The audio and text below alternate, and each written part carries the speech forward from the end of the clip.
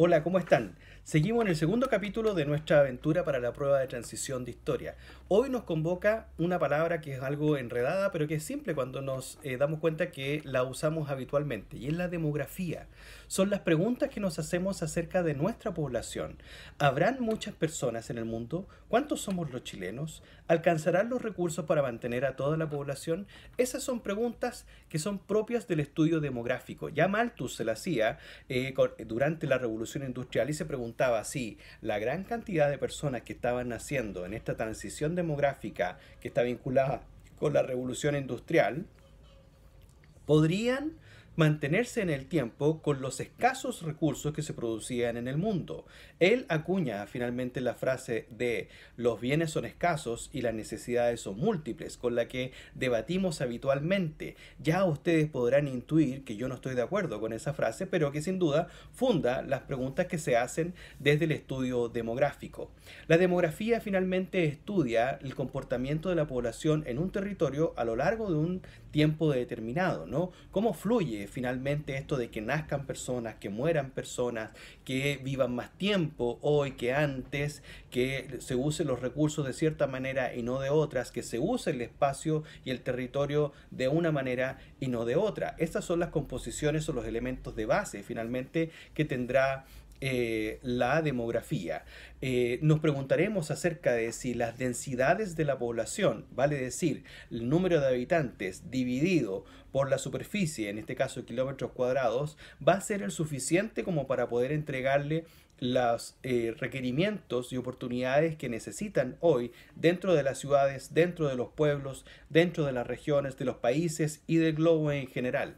Hoy, más que nunca, en tiempos de la pandemia que vivimos, nos hacemos estas preguntas a diario, conversando y reflexionando nosotros mismos. Si tendremos la cantidad de vacunas suficiente como para salvar a la población, si es necesario hacerlo, si tenemos que ayudar a los más viejos, a los más jóvenes, a los niños, a quienes afecta más, cómo se comporta finalmente el virus entre nosotros, qué ciudades son más propensas finalmente a que la población disminuya, crezca, se mantenga sana, etcétera. Ante esos dilemas es que se compone finalmente nuestra población o los factores que pueden explicar la distribución de nuestras poblaciones los podemos identificar en cuatro elementos. El primero tiene que ver con lo físico, evidentemente con los territorios que ocupamos.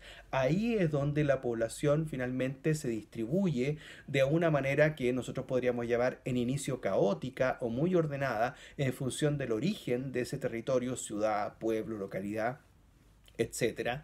Un segundo factor serían los factores económicos, vale decir, cómo las personas van o vienen hacia lugares donde exhiban más y mejores oportunidades de trabajo o oportunidades específicas de trabajo, vale decir, la migración que hay en Chile de personas del campo hacia los núcleos mineros, por ejemplo, o del campo hacia las ciudades, o de las zonas andinas hacia la costa, por ejemplo, que han sido flujos no solamente propios de la población, sino que acontecen principalmente con un elemento económico que está detrás manipulando nuestro comportamiento.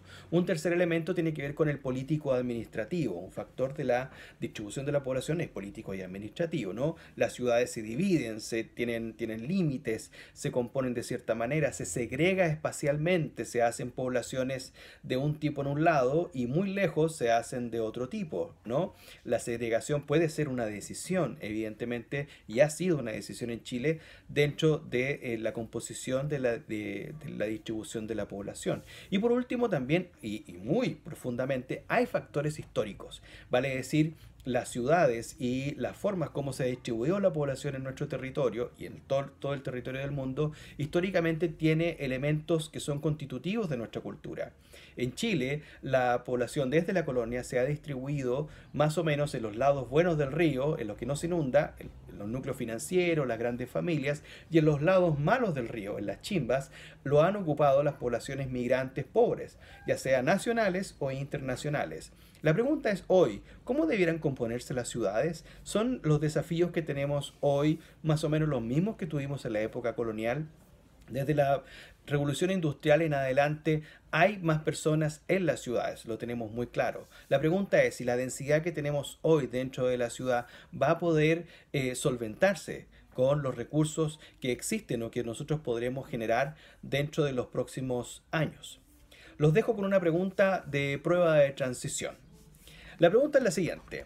Desde entre los años 2002 y 2017, Chile ha crecido en su población en más o menos 2 millones de personas. ¿Qué factores o qué factor ha permitido o posibilitado que esto ocurra? A. Un aumento en la tasa de la natalidad. B. El crecimiento de la mortalidad. C. El aumento de la población rural. D. La disminución de la tasa de mortalidad. E. Una contracción en la esperanza de vida. Revisemos cada una rápidamente. ¿Ha habido un aumento en la tasa de la natalidad? No. Básicamente en Chile en los últimos años lo que ha venido ocurriendo es un estancamiento y una leve baja en la tasa de natalidad en nuestro país. Por lo tanto, no estamos, comillas, envejeciendo como país. Luego, ¿ha habido un crecimiento de la mortalidad? Para nada. Al contrario, ha habido una mayor esperanza de vida en nuestro país. C. ¿Ha habido un aumento de la población rural? Al contrario, desde 1940, justo ese año en adelante, Chile se ha convertido en un país profundamente urbano. No solamente 1 de cada 2 personas vive en una ciudad en Chile, sino que más. Una progresión aún mayor. La letra E habla acerca de una contracción en la esperanza de vida. No, eso al contrario, ha habido una ampliación finalmente de la esperanza de vida en Chile. Veremos ahora después de la pandemia, es cierto.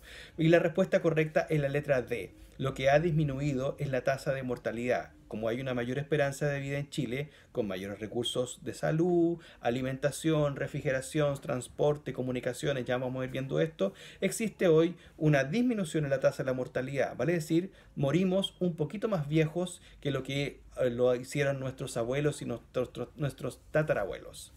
Gracias por conectarse y seguimos en esta aventura de la historia y la prueba de transición. Nos vemos.